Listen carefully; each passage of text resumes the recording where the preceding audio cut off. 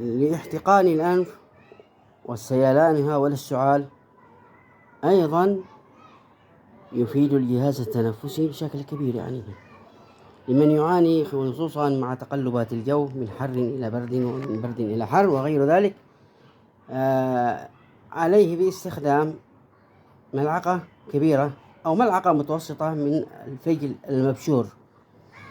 الفجل المبشور هذا يستخدم مع ملعقة، يخلط مع ملعقة عسل صغيرة، ويستخدم من مرة إلى 3 مرات في اليوم، كل يوم مدة 3 أيام أو 4 أيام، على طول ينتهي المشكلة، والجيوب الأنفية والسعال سيختفي بمشيئة الله سبحانه وتعالى.